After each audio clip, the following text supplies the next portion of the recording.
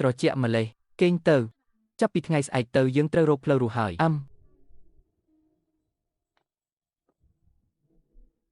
លោកជំទាវហាងលក់សូត្រ3កន្លែងនៅផ្លូវខាងលិចដាច់ស្តុក3ថ្ងៃហើយ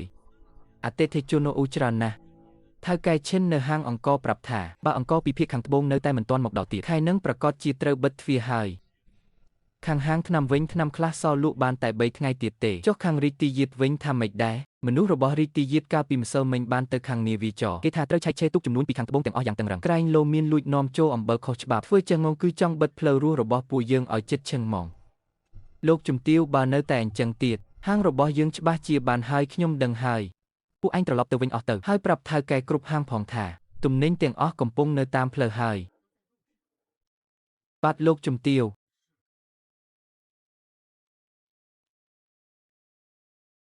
តើយើងនៅសល់ប្រភពទំនិញពីណាទៀតទៅអត់ក៏ត្រូវតែថាមានដែរ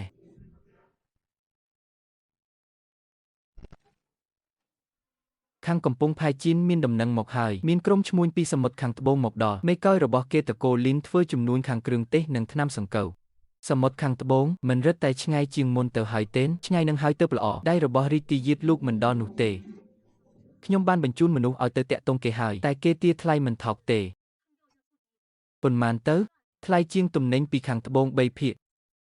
ថែមទាំងយកតែប្រាក់សុទ្ធទៀតហាសោះថ្លៃជាង3ភាគហើយយកតែប្រាក់សុទ្ធទៀត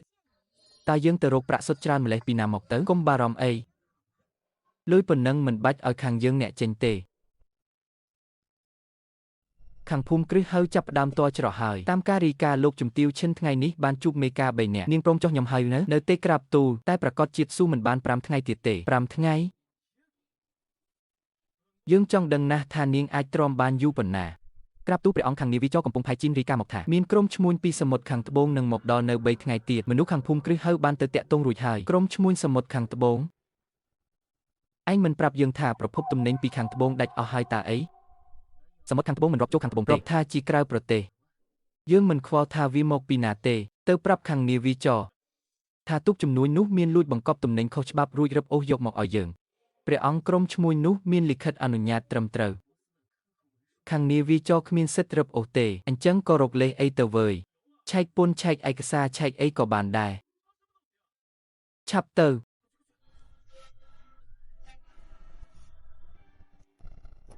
អ្នកនាងឆឹងមិនមែនខ្ញុំមិនជឿនាងទេតែសម័យនេះរកស៊ីពិបាកណាស់ទំនិញដែលនាងចង់បានមានម្ចាស់រួចហើយជានរណាទៅមកពីខាងកើតគេថាជាមេការរបស់មន្ត្រីធំនៅរាជធានីថាកែលីនមែនទេទំនិញលោកទាំងអស់នេះព្រះអង្គយើងយកហើយ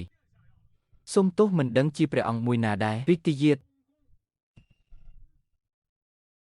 ថាកែលីនយើងបាននិយាយគ្នារឿង2ភាគនោះរួចហើយតើខាងរីទីយាតយើងហ៊ានឲ្យថ្លៃជាងនាង2ភាគប្រាក់សុទ្ធហ្មង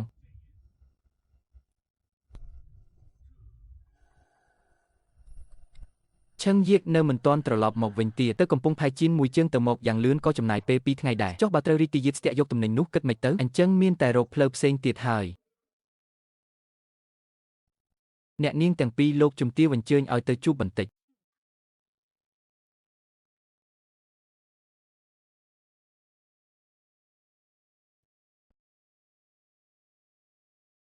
ស្ថានភាពក្នុងភូមិគ្រឹះពួកនាងប្រកាសជាដឹងអស់ហើយ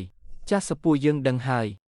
រីទីយាតធ្វើបែបនេះគឺចង់បង្ខំឲ្យខ្ញុំដោះលែងមនុស្សបើសិនជាពួកនាងចាក់ចេញពីភូមិគ្រឹះហៅពេលនេះខ្ញុំអាចធានាសុវត្ថិភាពពួកនាងឲ្យចេញពីរាជធានីបានហើយថែមទាំងឲ្យលុយធ្វើដំណើរមួយចំនួនទៀតលោកជំទាវនេះចង់ដេញពួកយើងចេញមែនទេមិនមែនដេញពួកនាងចេញទេគឺចង់ឲ្យពួកនាងរក្សាជីវិតលោកជំទាវទោះជាពួកយើងចេញទៅក៏ដោយតែរីទីយាតនឹងព្រមលែងភូមិគ្រឹះហៅទេលោកជំទាវក៏ដឹងដែរថារីទីយាតតាមចង់កម្មភូមិគ្រឹះហៅមិនមែនដោយសារតែពួកយើងទេទោះពួកយើងទៅបាត់ក៏រីទីយាតនឹងរកលេសផ្សេងទៀតដែរអញ្ចឹងពួកនាងមានយោបល់អីដែរឲ្យតែឆឹងយាតត្រឡប់មកវិញហើយយកបានទំនិញពីឈ្មួញសមុទ្រខាងត្បូងនោះនឹងអាចដោះស្រាយបញ្ហាចំពោះមុខនេះបានហើយចុះបើនាងយកមិនបាននោះលោកជំទាវកុំបារម្ភអីច្បាស់ជាយកបានខ្ញុំមានពន្លឺទូឯកាពីតើរីទីយាតគ្មានឯណាថៅកែលីននេះជាលុយកក់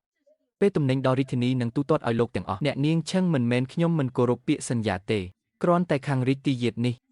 ខាងរាជទាយាទមិនដែលរកស៊ីគ្រឿងទេសពីមុនមកទេតើគេយកទំនិញទាំងនេះទៅធ្វើអីព្រះអង្គយើងចង់ទិញអីដល់វេននាងចង់ដឹងតាំងពីអង្ការទុកលបឿនលឿនចូលចិត្តហើយវើយ